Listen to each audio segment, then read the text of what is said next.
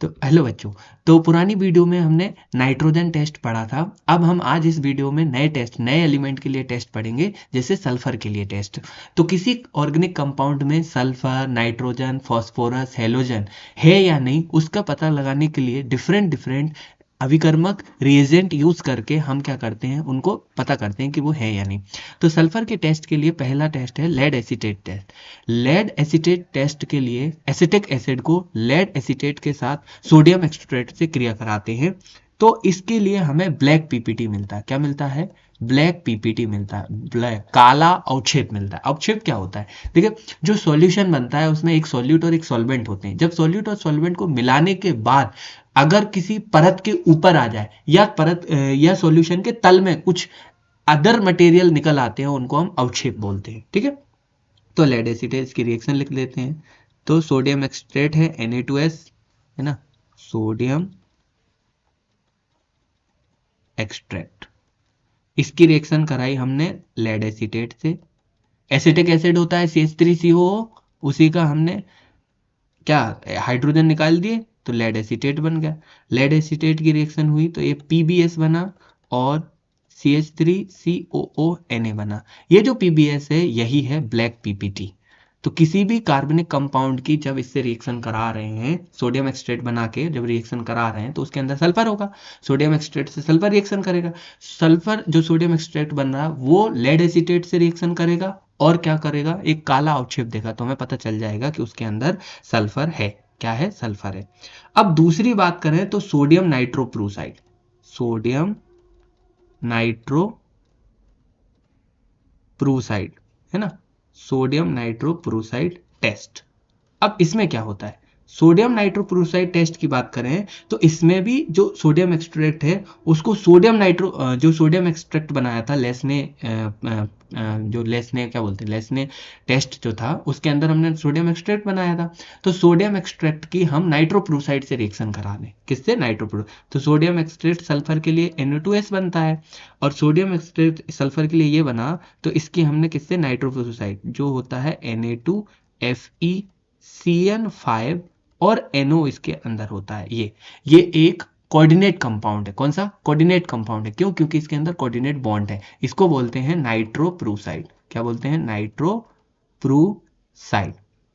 तो जब sodium extract की नाइट्रोप्रूसाइड से रिएक्शन करेंगे तो हमारा क्या बनेगा? वो बनेगा Na4FeCN5 और NOS। अब कौन? सल्फर भी अंदर आ जाएगा और ये बनेगा थायोनाइट्रोप्रूसाइड। क्या बनेगा? सोडियम थायोनाइट्रोप्रूसाइड। क्या बन गया? सोडियम थायोनाइट्रोप्रूसाइड, जो कि वायलेट कलर का होता है। कैसा होता है? वायलेट कलर का होता है। ठीक है, अब जब ये तो हमें पता चल गया ये वायलेट कलर का जैसे ही बना तो ये कंफर्म करता है कि सल्फर उसके अंदर है कि नहीं। तो सल्फर के लिए दो टेस्ट यूज किए, एक तो लेड एसीटेट टेस्ट, एक sodium nitroprusside test. Lead acetate test में हम जो सोडियम एक्सट्रैक्ट बनाएंगे उसकी लेड एसीटेट से रिएक्शन कराते हैं तो हमें काला अवक्षेप PbS मिलता है। सोडियम नाइट्रोप्रूसाइड टेस्ट में जो हमारा सोडियम एक्सट्रैक्ट है उसकी सोडियम नाइट्रोप्रूसाइड से रिएक्शन कराते हैं तो सोडियम थायोनाइट्रोप्रूसाइड बनता है, जो कि वायलेट कलर का होता है। तो कंफर्म करता है कि उसके अंदर सल्फर है। जहां भी सल्फर आयो वहां लगेगा थायो। एक बात याद रखना, थायो जो वर्ड है वो सल्फर के लिए यूज होता है, तो इसको गांठ बांध लीजिए। अब तीसरा हम देखें लेस्ने टेस्ट, है ना। लेस्ने टेस्ट की बात करें तो लेस्ने टेस्ट में क्या है? ऑर्गेनिक कंपाउंड, अगर कोई ऐसा ऑर्गेनिक कंपाउंड है, ऑर्गेनिक कंपाउंड which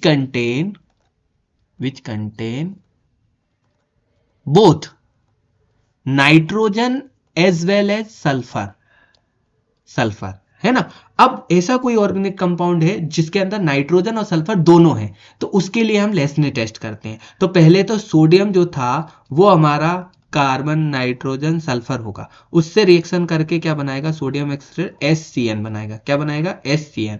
या यही और क्या बना सकता है? यही बना सकता है FeSCN, है ना, बड़े ब्रैकेट के अंदर।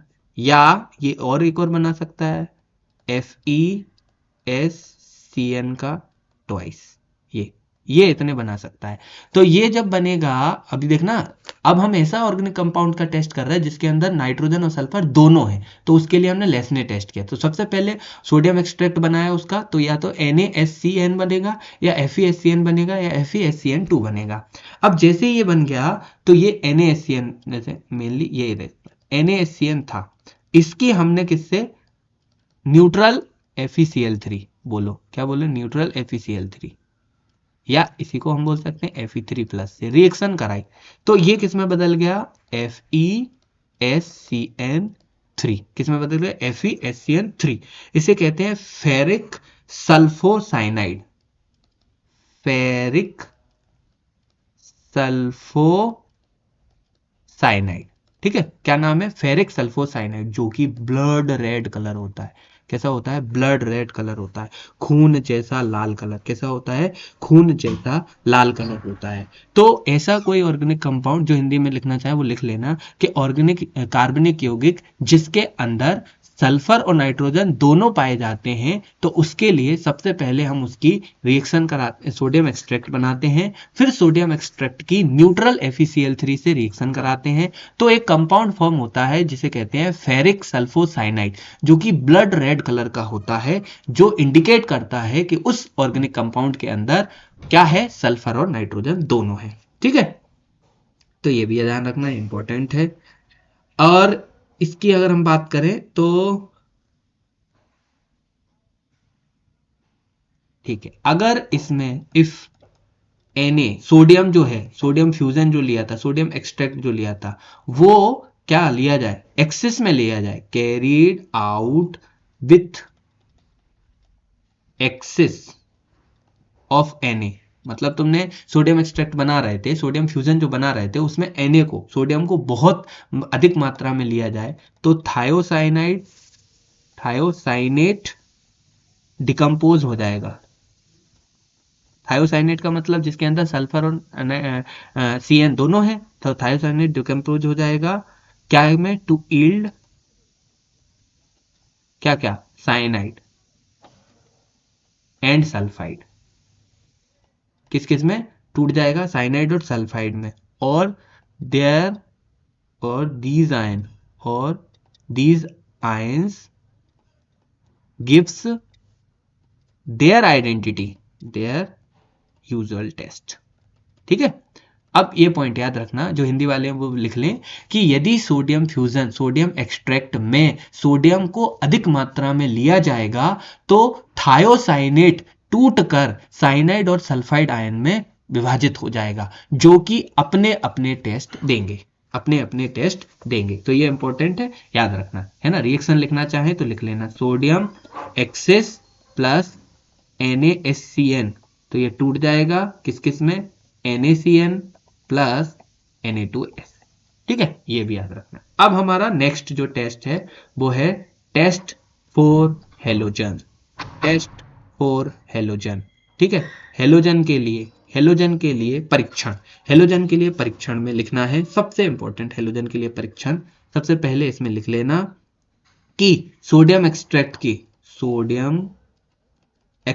जो है ना, sodium extract is boiled with 2 to 3 ml concentrated HNO3, 2 to 3 ml concentrated HNO3 and cooling, adding, cool किया उसको ठंडा करो, और एडिंग क्या एडिंग करेंगे, AgNO3 सॉल्यूशन। ठीक है, हेलोजन टेस्ट के लिए जो सोडियम एक्सट्रैक्ट जो ऑर्गेनिक कंपाउंड है और सोडियम एक्सट्रैक्ट है, उसको लिया, उसको HNO3 के साथ बॉयल किया, फिर उसको ठंडा किया, उसके बाद उसमें AgNO3 डाल दिया, क्या डाल दिया, AgNO3 डाल दिया। तो AgNO3 जब डालेंगे तो देखो सोडियम एक्सट्रैक्ट में ये बना था NaX, जब वो AgNO3 से रिएक्शन करेगा तो क्या बनाएगा, AgX और NaNO3। ये जो AgX है यही PPT यानी कि आउटशेप है, और अलग अलग हेलोजन अलग अलग अवक्षेप देते हैं, अलग अलग हेलोजन अलग अलग अवक्षेप देते हैं। ठीक है, तो सबसे पहले अगर हमें टेस्ट करना है किसको, नाइट्रोजन क्लोरीन का टेस्ट करना है। किसका करना है, क्लोरीन का टेस्ट। तो क्लोरीन के टेस्ट में क्लोरीन होगा NaCl की जगह। अब इसकी AgNO3 से रिएक्शन कराओ। AgNO3 से रिएक्शन करेगा तो ये क्या बनाएगा, AgCl, और उधर बनेगा NaNO3। ये जो AgCl है, ये जो AgCl है, ये होता है व्हाइट कलर का। कैसा होता है, व्हाइट PPT। कैसा होता है, व्हाइट PPT होता है। ये व्हाइट PPT को जब NH4OH, इसमें NH4OH अमोनिया सॉल्यूशन है, ये अमोनिया सॉल्यूशन क्या है, अमोनिया सॉल्यूशन कौन, NH4OH में डाला जाए, में डाला जाए तो ये उसमें सॉल्यूबल है। क्या है, सॉल्यूबल है। और सॉल्यूबल होके क्या बनाएगा, AgNH3 का ट्वाइस, बाहर Cl2, जिसे हम क्या बोलते हैं, टॉलेंस रिएजेंट। क्या बना रहा है, टॉलेंस रिएजेंट है। तो याद रखना कि जब कोई ऑर्गेनिक कंपाउंड था, उसके अंदर कोई हेलोजन है, उसकी AgNO3 से क्रिया कराते हैं तो सफेद कलर का अवक्षेप बनता है। उस सफेद कलर के अवक्षेप को अमोनिया विलयन में डालने पर वो उसमें घुल जाता है। क्या हो जाता है, घुल जाता है। तो हमें पता चल जाएगा कि वो वाला जो कंपाउंड है उसके अंदर क्लोरीन है। कौन है, क्लोरीन। अब मान लीजिए ब्रोमीन होगा। कौन होगा, ब्रोमीन।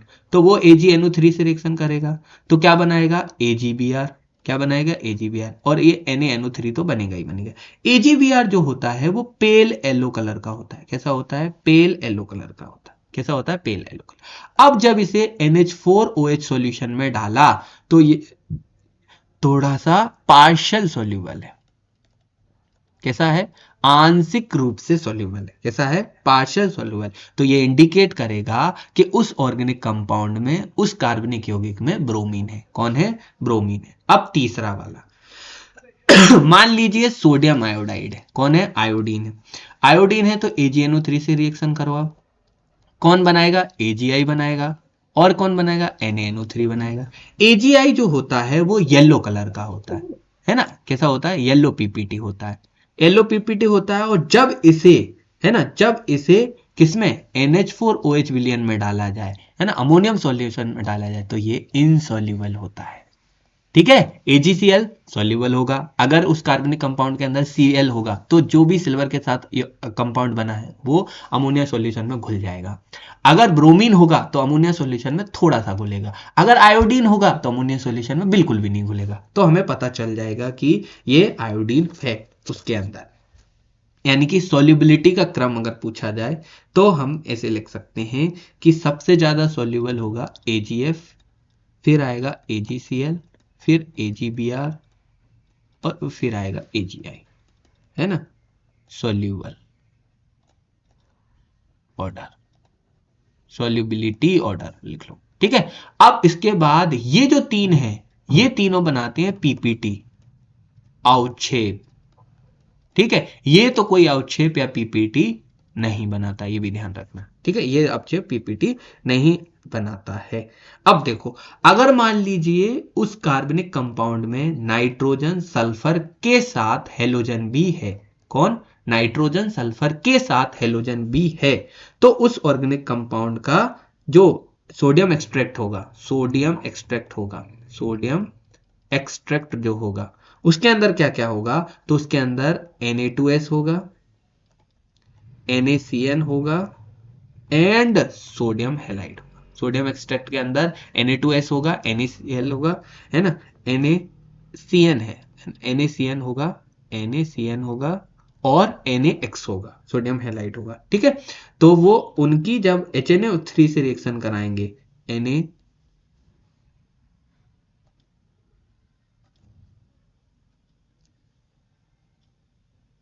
ठीक है, उसकी किससे, NaCN था, सबसे पहले NaCN है, उसकी HNO3 से रिएक्शन कराओगे तो वो NaNO3 प्लस HCN बनाएगा। और जब Na2S है, उसकी HNO3 से रिएक्शन कराओगे तो वो NaNO3 प्लस H2S बनाएगा। ठीक है, ये दोनों बनाएंगे। और अगर, और क्या बच रहा है, बस NaCl की है,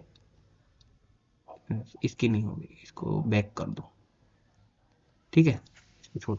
ये दोनों रिएक्शन करने पर क्या देंगे, ये इस तरह से कंपाउंड देंगे NaCN और Na2S। अब साइनाइड और सल्फाइड है वो डिकम्पोज नहीं होंगे, है ना, और वो क्या करेंगे, सिल्वर नाइट्रेट से रिएक्शन कर लेंगे। साइनाइड और सल्फाइड क्या है, सिल्वर नाइट्रेट। क्लोरीन की तो हमने ऊपर दिखाई दी NaX की, बाकी इन दोनों के लिए ये रिएक्शन रही। तो अब इन दोनों के लिए ये रिएक्शन थी कि भैया उसके अंदर कार्बन नाइट्रोजन और सल्फर तीनों है, कार्बन नाइट्रोजन और हेलोजन तीनों है। तो अब इसके लिए NaCN जो होगा वो AgNO3 से रिएक्शन करने के बाद AgCN बनाएगा। क्या बनाएगा, AgCN बनाएगा। सिल्वर साइनाइड क्या है, सिल्वर साइनाइड जो कि व्हाइट पीपीटी होता है। क्या होता है, व्हाइट पीपीटी होता है। जो आपका Na2S होगा वो AgNO3 के साथ क्या बनाएगा, Ag2S बनाएगा। क्या बनाएगा, Ag2S जो कि ब्लैक पीपीटी होता है। क्या होता है, ब्लैक पीपीटी होता है, ठीक है।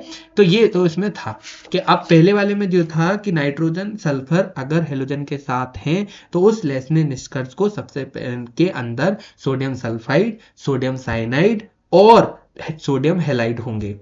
इन सभी का जो है वो सिल्वर नाइट्रेट के साथ AgNO3 के साथ क्या करेंगे, अवक्षेप देंगे। और अगर तुमने इसके अंदर जो पुराने वाले में हमने देखा था, क्या देखा था कि अगर तुमने इसके अंदर क्या नाइट्रिक एसिड डाल दिया तो सोडियम साइनाइड और सोडियम सल्फाइड क्या होंगे, डिकम्पोज होंगे, है ना। On adding nitric acid sodium cyanide and sodium sulphide decomposes,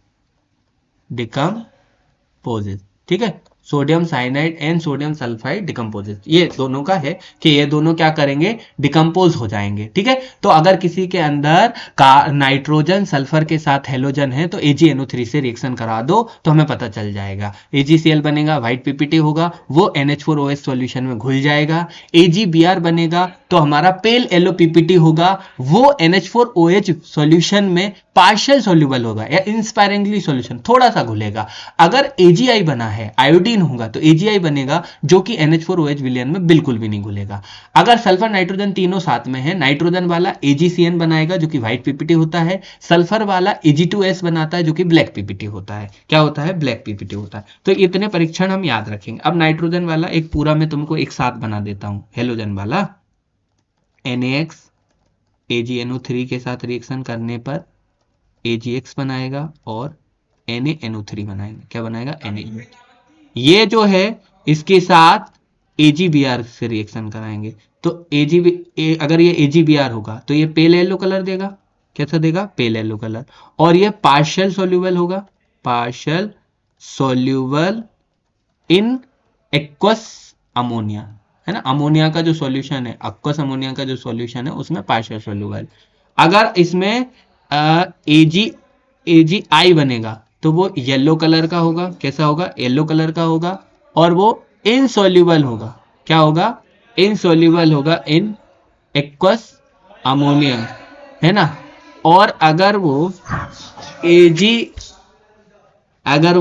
AgCl बनेगा तो वो क्या करेगा, व्हाइट कलर देगा और वो सॉल्यूबल होगा in ammonia, aqueous ammonia solution, ठीक है। ये ध्यान रखना। तो ये डायरेक्ट हमने ये लिख दिया कि अगर हेलोजन वाले कंपाउंड होंगे तो उनकी अगर किसी ऑर्गेनिक कंपाउंड के अंदर हेलोजन होगा तो वो AgNO3 से रिएक्शन करने के बाद क्या क्या बना सकता है और उससे कैसे पता चलेगा।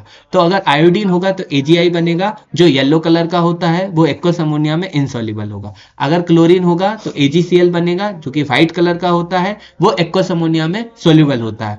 अगर ब्रोमीन होगा तो AgBr बनेगा जो कि पेल येलो कलर का होता है और पार्शियल सोल्यूबल होता है एक्वस अमोनिया, ठीक है। तो ये सारी की सारी चीजें हमारी यहाँ खत्म होती हैं किसके लिए, आपके हेलोजन टेस्ट के लिए। अब अपन टेस्ट करते हैं फास्फोरस को।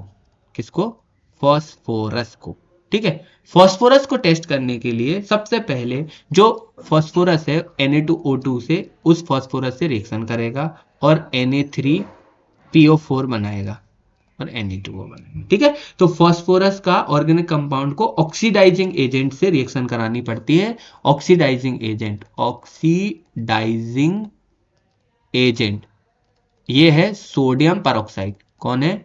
Sodium peroxide. कौन है? Sodium peroxide. ठीक है, तो इनसे रिएक्शन कराते हैं और ये ऑक्सीडाइज होकर सोडियम फॉस्फेट बनाता है। ऑक्सीडाइज होकर क्या बनाता है? Sodium phosphate. ठीक है, तो ये सल्फर का टेस्ट था। सल्फर के टेस्ट के लिए हम ऑक्सीडाइजिंग एजेंट डालते हैं, जो कि कौन है? Sodium peroxide. जैसे ही फास्फोरस के टेस्ट के लिए हम ऑक्सीडाइजिंग एजेंट डालते हैं, सोडियम परऑक्साइड। जैसे ही वो सोडियम परऑक्साइड यानी कि ऑक्सीडाइजिंग एजेंट फास्फोरस को देखता है, उसको तुरंत सोडियम फॉस्फेट में परिवर्तित कर देता है। तो ये हमको पता चल जाएगा कि इसके अंदर क्या है? आपका फास्फोरस है। अब देखिए नेक्स्ट, हमने ये इन सारे टेस्ट से, है ना, देखिए हमने सारे टेस्ट यहां से नाइट्रोजन टेस्ट शुरू किया था, यहां से क्वांटिटेटिव एनालिसिस कहां से शुरू किया था? हाँ, ये शुरू किया था सबसे पहले क्वालिटेटिव एनालिसिस, क्वालिटी बतानी कि भैया उसके अंदर क्या क्या क्वालिटी है। जैसे हम किसी की क्वालिटी बताते हैं कि भैया वो दिखने में गोरा है, हेल्दी है, ऐसा वैसा।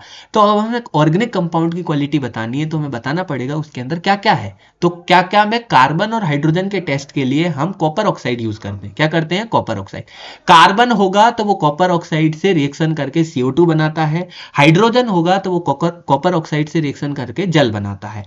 अब ये CO2 और जल बना है, हमें कैसे पता चले कि CO2 और जल बन गया है? तो उसके लिए हम एक पूरा सेटअप तैयार करते हैं। जैसे ही इस ट्यूब से CO2 और जल वाष्प बनती हैं, वो एक गोल फनल में जाएं, उसमें एनहाइड्रस कॉपर सल्फेट पड़ा रहता है। एनहाइड्रस कॉपर सल्फेट जल के कांटेक्ट में आते ही नीले कलर के यौगिक में बदल जाता है।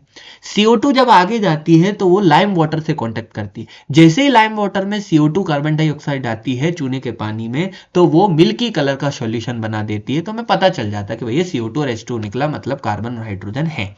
फिर अगर किसी ऑर्गेनिक कंपाउंड के अंदर फास्फोरस, सल्फर, नाइट्रोजन और हेलोजन सब है, तो इसको हमने कैसे याद किया था? पारस सर निकले हल्दी घाटी, है ना। पारस पी मतलब फास्फोरस, सर मतलब सल्फर, निकले मतलब आपका नाइट्रोजन, और हल्दी घाटी मतलब हेलाइट्स। तो उसके लिए हमने लेस्ने टेस्ट यूज किया था। क्या किया था? लेस्ने टेस्ट। लेस्ने टेस्ट के लिए सबसे पहले सोडियम एक्सट्रैक्ट या लेस्ने एक्सट्रैक्ट बनाया जाता है। लेस्ने एक्सट्रैक्ट कैसे बनाया जाता है? तो उसमें सबसे पहले एक रेड हॉट ट्यूब ली जाती है, उसके अंदर डिस्टिल वाटर डाला जाता है चाइना डिश में, फिर उसको कूल किया जाता है। कूल करने के बाद रेड हॉट ट्यूब में सोडियम लिया जाता है।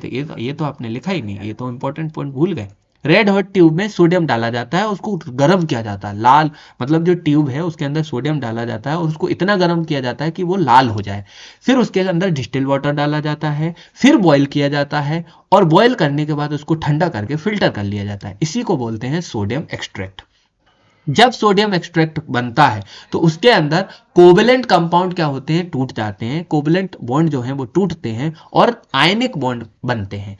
अगर सोडियम एक्सट्रैक्ट में कार्बन वाले यौगिक में डालोगे, कार्बन नाइट्रोजन में, तो सोडियम एक्सट्रैक्ट किसका बनेगा? NaCN। सल्फर वाला होगा तो सोडियम एक्सट्रैक्ट बनेगा Na2S। हेलोजन वाला होगा तो सोडियम एक्सट्रैक्ट क्या बनेगा? ये हेलोजन X जुड़ा है ना, प्लस है, तो सोडियम के साथ हेलोजन बन के सोडियम एक्सट्रैक्ट NaX बनाएगा। फास्फोरस होगा तो फास्फोरस ऑक्सीजन भी होगा तो Na3PO4 बनाएगा। ठीक है, तो ये बनाएगा। उसके बाद नाइट्रोजन टेस्ट के लिए हमने क्या किया था? 2 ml सोडियम एक्सट्रैक्ट को अल्कलाइन मीडियम में, किसमें? अल्कलाइन मीडियम में डालने के बाद NaCN जो बना था उसको फ्रेशली बॉइल्ड किया था, किसके साथ? आयरन सल्फेट के साथ, और एसिडिफाइड किया था H2SO4 के साथ। पहले सोडियम एक्सट्रैक्ट को अल्कलाइन मीडियम में रखा था, फिर NaCN को बॉयल किया था FeSO4 के साथ एसिडिक मीडियम को, तो सोडियम एक्सट्रैक्ट बन गया था। ये इससे रिएक्शन करके Na2SO4 बनाया था, जो आखिरी में सोडियम फेरोसाइनाइड में बदल जाता है, जिसकी लास्ट में FeCl3 से रिएक्शन कराने के बाद फेरी फेरोसाइनाइड पर्शियन ब्लू कलर का कंपाउंड बनता है। ध्यान रखना, डाई एजोनियम कंपाउंड में ये वाला टेस्ट नहीं होगा, मतलब जिनमें एजो कंपाउंड होते हैं। सल्फर का टेस्ट अभी पढ़े हैं जस्ट हमने, लेड एसीटेट से, सोडियम नाइट्रोक्लोराइड से, या लेस्नी टेस्ट से किया जाता है। ठीक है, इतने टेस्ट हमने आज पढ़ लिए। अब हम नया टॉपिक यहाँ स्टार्ट करते हैं, वो पढ़ते हैं, अब पढ़ रहे हैं हम क्वांटिटेटिव एनालिसिस। Quantitative analysis. क्या पढ़ने वाले हैं? Quantitative analysis. क्वालिटेटिव में हमने पढ़ा था क्वालिटी बताएंगे, क्वांटिटेटिव में हमें क्वांटिटी बतानी है कि भैया कार्बनिक यौगिक के अंदर कार्बन कितनी क्वांटिटी में है, हाइड्रोजन कितनी क्वांटिटी में है, नाइट्रोजन कितनी क्वांटिटी में है, फॉस्फोरस कितनी क्वांटिटी में है। तो इस सब के लिए हम स्टडी करते हैं क्वांटिटेटिव एनालिसिस। क्या करते हैं? Quantitative analysis. पहला, एस्टिमेशन करो, पता लगाओ, estimation of carbon and hydrogen. Carbon and hydrogen किसका एस्टिमेशन करना है? कार्बन एंड हाइड्रोजन का। ठीक है, कार्बन और हाइड्रोजन का एस्टिमेशन करना है तो हमें पता है लिग्विड कंबंशन मेथड। कौन सा मेथड? इसमें ध्यान रखना, ये क्वेश्चन भी आ जाता है। लिग्विड कंबंशन मेथड यूज किया जाता है। क्या किया जाता है? लिग्विड कंबंशन मेथड यूज किया जाता है। ठीक है, लिक्विड कंबंशन मेथड यूज किया जाता है। अब देखिए, हमने बताया था कि भैया कॉपर ऑक्साइड से रिएक्शन करके CO2 बनेगा और हाइड्रोजन के लिए H2 बनेगा। कॉपर ऑक्साइड से रिएक्शन करके CO2 बनेगा, हाइड्रोजन के लिए H2 बनेगा। तो देखो, कार्बन ने कॉपर ऑक्साइड से रिएक्शन करी थी तो CO2 बनाया था, हाइड्रोजन ने कॉपर ऑक्साइड से रिएक्शन करी थी तो H2O बनाया था, है ना। ये ऑर्गेनिक कार्बन था, ऑर्गेनिक कंपाउंड के अंदर जो कार्बन था, और ये CO2 था। तो ये जो होगा, इसका W मान लिया वेट, इसका मान लिया W1। ऐसे ही ऑर्गेनिक कंपाउंड के अंदर हाइड्रोजन होगा, है ना। ऑर्गेनिक कंपाउंड के अंदर हाइड्रोजन होगा, उसको हमने माना W, और H2O में जो बन रहा है उसको मान लिया W1। ठीक है, अब देखो, इनको ध्यान से देखना। हम जानते हैं कि अगर हम इसकी बात करें, आपकी कार्बन डाइऑक्साइड की, तो कार्बन डाइऑक्साइड का भार कितना होता है? 44। तो 44 मान लिया, 44 ग्राम CO2 थी, तो उसमें कार्बन कितने प्रतिशत है? तो कार्बन का होता है 12, ऑक्सीजन का होता है 16, 16 32, 32 और 12 44, यानी कि 44 ग्राम CO2 लिया तो उसमें कितनी? 12 ग्राम क्या है? कार्बन है। ठीक है, 44 ग्राम में CO2 में 12 ग्राम है, तो 1 ग्राम CO2 में 12/44 ग्राम, कितना? 12/44 ग्राम क्या होगी? कार्बन होगी। ठीक है, ये ध्यान रखना, ये ध्यान रखो। 44 ग्राम, देखो मैं बता रहा हूं, CO2 का परमाणु भार जो होता है वो 44 होता है, कितना? 44 एटॉमिक मास यूनिट। हमने इसको बदल दिया, मान लो हमने 44 भार जब बना, टोटल बना इसका, तो उसमें 12 मास, एटॉमिक मास यूनिट कार्बन की थी, 16 16 32 जो था वो ऑक्सीजन का था। तो अगर हम इसको वेट में बदल दो कि 44 ग्राम अगर CO2 ले रहा है तो उसमें 12 ग्राम कौन आया होगा? कार्बन आएगा, और 16 एकम 16 32 ग्राम जो है वो ऑक्सीजन आया है। तो 44 ग्राम में 12 ग्राम कार्बन है, तो 1 ग्राम में कितनी होगी? तो 12/44 क्या हो जाएगी? 12/44। अब हमारा ये बना है क्या कि हमारा इसमें अपना W ग्राम बना है, तो परसेंटेज ऑफ कार्बन निकालना है, तो वो आएगा 12/44 गुणा कितना CO2 बना है? W1, और कितना ऑर्गेनिक कंपाउंड था? W। ऑर्गेनिक कंपाउंड कितना था? W। ऑर्गेनिक कंपाउंड का भार कितना है? W। तो ये जो है ये प्रतिशत बताएगा। क्या बताएगा? प्रतिशत है। ऐसे ही हाइड्रोजन का परसेंटेज निकालने, तो देखो H2O की बात करें, H2O की, तो H2O का होता है 18 ग्राम। कितना होता है? 18 ग्राम। 18 ग्राम है ना, 16 इसका और 2 इसका, 18 ग्राम जल में 2 ग्राम अपाना H2O है। 18 ग्राम जल में 2 ग्राम H2O है ना, हाइड्रोजन है। तो 1 ग्राम में कितना होगा? 1 ग्राम में कितना होगा? 1 ग्राम में होगा 2/18। कितना होगा? 2/18। 1 ग्राम में इतना होगा। तो हाइड्रोजन का परसेंटेज निकाल रहे तो वो आएगा 2/18 गुणा कितना जल बना है? W1। टोटल कार्बनिक यौगिक का भार कितना है? W, गुणा कर दो। तो ये अपन को क्या बता देगा? हाइड्रोजन और कार्बन का परसेंटेज। क्या बताएगा? हाइड्रोजन और कार्बन का परसेंटेज। ठीक है, ये एस्टिमेशन था। ठीक है, और अगर हमें एक जनरल मेथड देखना है तो हमने उसमें भी हाइड्रोकार्बन में भी पढ़ा था, CXHY जो कार्बनिक यौगिक था उसकी हमने जब कराई तो XY/4 O2 और XCO2 प्लस Y/2 H2, ये उसके मोल्स आ जाएंगे। क्या आ जाएंगे? मोल्स आ जाएंगे। ठीक है, तो ये ध्यान रखना, ये हमारा क्या था आपका, इसमें हमें ये पता चल रहा है कि हाइड्रोजन और कार्बन का परसेंटेज कितना है। अब देखिए सल्फर के परसेंटेज का डायरेक्ट फॉर्मूला, अब हम डायरेक्ट फॉर्मूले लिख रहे हैं, एस्टिमेशन ऑफ सल्फर। ठीक है, एस्टिमेशन ऑफ सल्फर, सल्फर का एस्टिमेशन करें तो ऑर्गेनिक जो कंपाउंड था, है ना, वो W ग्राम था, मान लिया हमने W ग्राम। वो जब सल्फर बना रहा था तो वो बनाया BaSO4, है ना, वो W1 ग्राम था, कितना W1 ग्राम। तो सल्फर का परसेंटेज एस्टिमेशन निकाल रहे तो वो बराबर आएगा, सल्फर का होता है 32, सल्फर का खुद का भार कितना है 32, और BaSO4 का भार होता है 233, कितना 233। तो वही है कि 233 ग्राम BaSO4 में 32 ग्राम सल्फर है, ठीक है। तो 1 ग्राम BaSO4 में 32/233 क्या होगा, ग्राम सल्फर होगा, ठीक है। तो x ग्राम ऑर्गेनिक कंपाउंड बना तो कितना होगा, तो ये सही होगा। तो बनने वाला कितना है W बचा, और टोटल कितना है W है, गुणा क्या कर दिया, हर जाने गुणा क्या कर दिया 100, तो ये सल्फर का परसेंटेज आ गया। अब हमें फॉस्फोरस का परसेंटेज निकालना है, किसका, फॉस्फोरस का परसेंटेज निकालना है। तो फॉस्फोरस के परसेंटेज में ऑर्गेनिक कंपाउंड से क्या, मैग्नीशियम फॉस्फाइड O7 बनता है ना, और या फिर इसका दूसरा भी कंपाउंड बनता है, तो मैग्नीशियम वाला ही याद रखो। तो W ग्राम था ऑर्गेनिक कंपाउंड, उससे हमें इतना ग्राम मिला, तो इसका होता है टोटल 222, है ना, 222 होता है।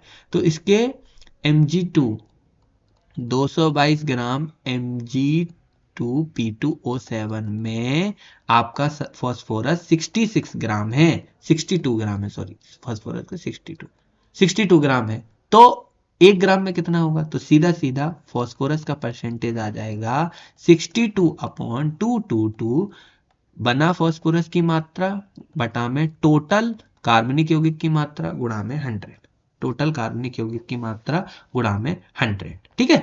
अब एक इंपॉर्टेंट मेथड भी याद रख लेना, किसके लिए, एस्टिमेशन ऑफ नाइट्रोजन, थोड़ा थ्योरी वाला पार्ट है, एस्टिमेशन ऑफ नाइट्रोजन, है ना। बाई 2 मेथड होता है ना, 2 विधियों के द्वारा हम नाइट्रोजन का एस्टिमेशन करते हैं। पहली विधि होती है ड्यूमास विधि, क्या होती है, ड्यूमास मेथड, ठीक है। और दूसरा जो मेथड होता है वो जेल्डाल्ज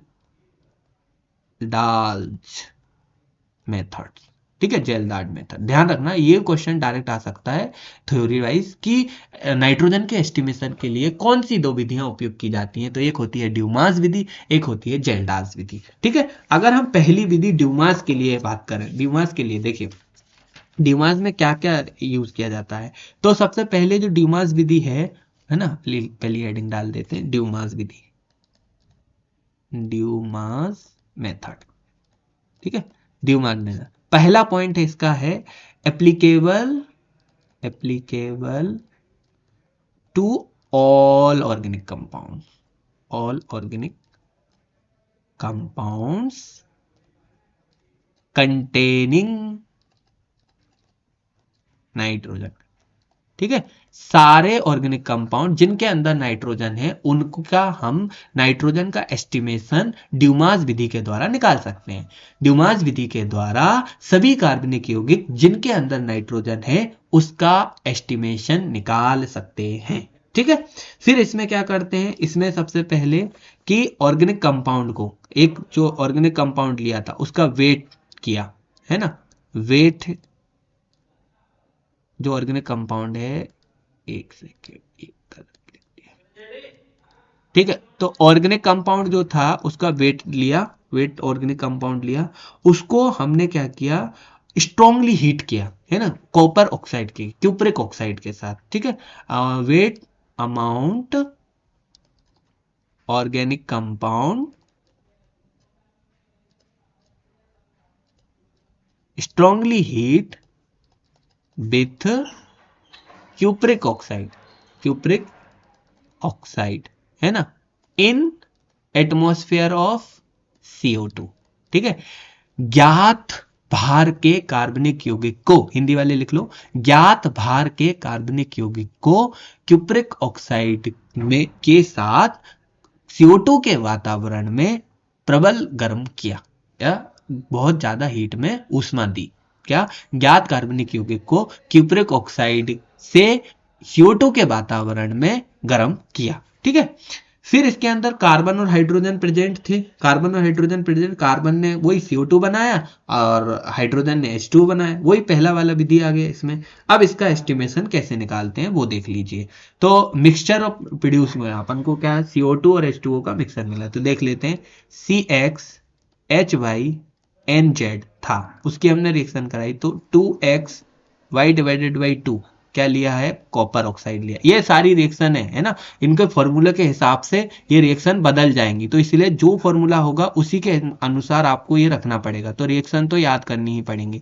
y divided by 2 H2O plus Z divided by 2 N2 plus 2x plus y divided by 2 Cu, ठीक है, y डिवाइडेड बाई 2 Cu, ठीक है। तो ये कॉमन रिएक्शन है कि कोई भी कार्बनिक यौगिक था, उसको कॉपर ऑक्साइड के साथ गर्म किया CO2 के वातावरण में, तो CO2 निकली, H2O निकला, N2 निकली और कॉपर निकला।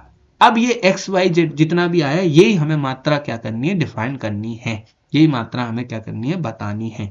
तो परसेंटेज ऑफ नाइट्रोजन वो आएगा 28 बटा में वही 2400, हम जानते हैं STP NTP का 22.4 क्या होता है, लीटर होता है, 22.4। अगर इसको ml में बदलेंगे तो 22400 है ना, 22400 इसका क्या बन जाएगा, ml में बन जाएगा।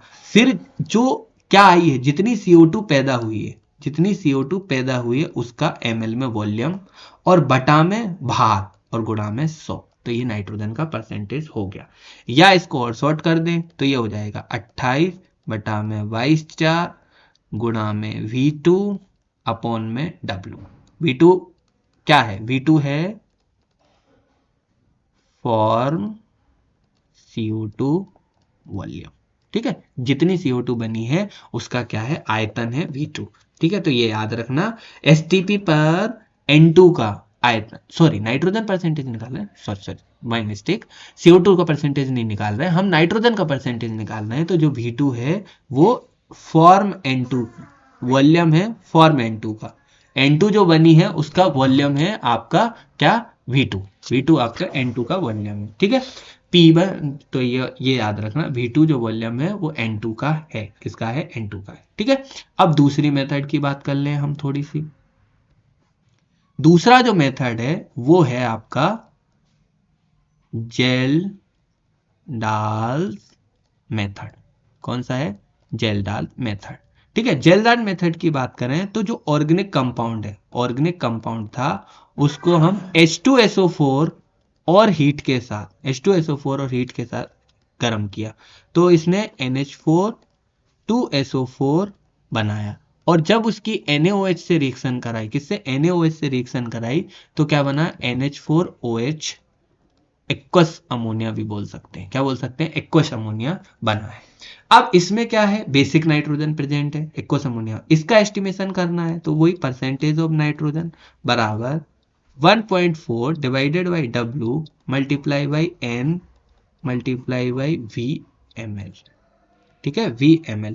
इसमें W जो है लिख लेना, W जो है वो है वेट ऑफ ऑर्गेनिक कंपाउंड, ठीक है, W जो है weight of organic compound, V जो है वो है वॉल्यूम, है वॉल्यूम ऑफ स्टैंडर्ड एसिड, है ना, जो कि टाइट्रेशन के लिए इस रिएक्शन को जरूरी है। N जो है वो है नॉर्मलता, नॉर्मल ऑफ स्टैंडर्ड एसिड। आप इस N में और इस N में कंफ्यूज नहीं हो जाना, ये नाइट्रोजन है और ये नॉर्मलता वाला N, नाइट्रोजन और नॉर्मलता वाला N है, क्या है, नाइट्रोजन और नॉर्मलता वाला N है, ठीक है। तो ये जो है ये इंपॉर्टेंट था, तो ये इसमें क्वांटिटेटिव क्वालिटेटिव एनालिसिस कंप्लीट हो गया है, इसको ध्यान रखना है। अब नेक्स्ट जो चैप्टर होगा उसमें हम प्यूरिफिकेशन मेथड पढ़ेंगे, क्या पढ़ेंगे, प्यूरिफिकेशन मेथड पढ़ेंगे, ठीक है। तो नेक्स्ट वीडियो में हम मिलेंगे। अगर आपको ये सब वीडियो पसंद आया है तो लाइक कीजिए,